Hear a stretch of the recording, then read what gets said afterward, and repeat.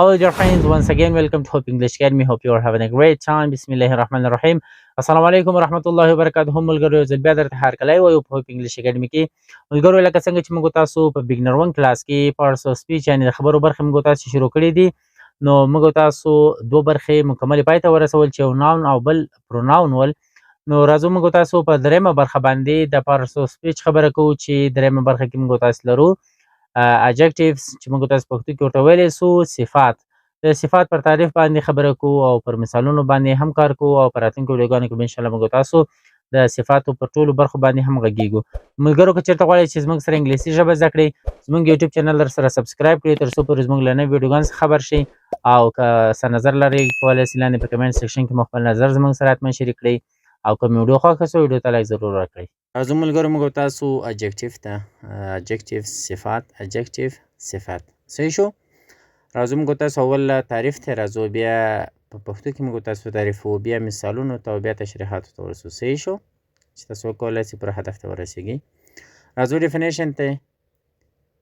Definition: adjective is a word which modifies a noun or pronoun and gives extra information about a noun, and we usually use it before a noun.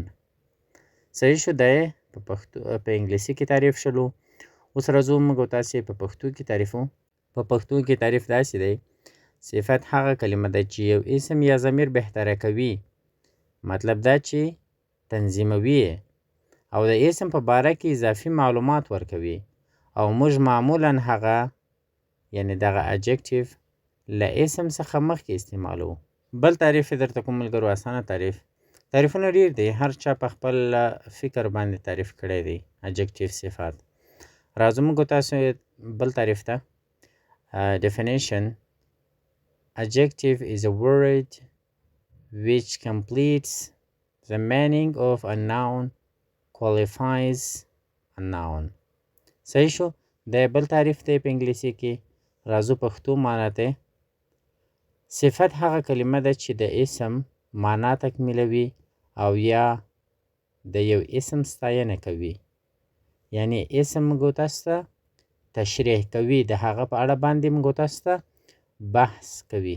راځو موږ تاسو یې مثالونو ته. For examples: Khost province is a nice place.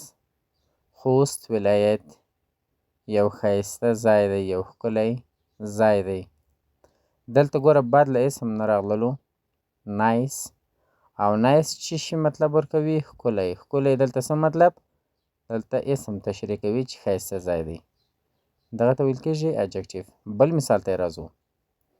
زه وایم په جمله کې احمد is a clever boy. احمد یو زیرک هلک دی.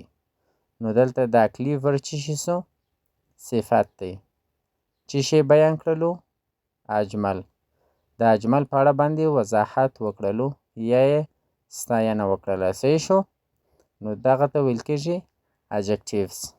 نور هم موږ تاسو ډېر مثالونه لرو، لکه موږ تاسې د یو شي په اړه باندې وضاحت ورکوو. صحیح شو. کوچنی، غټ، بدرنګ، ښایسته، مطلب لکه هر رقم موږ تاسو د یو شي په اړه باندې تشریح ورکوو، دې ته ټول ته ویل کېږي adjective. صحیح شو. موږ تاسو نیکي او بدي صحیح شو د یو شي بیانوو، دې ته ویل کېږي adjectives.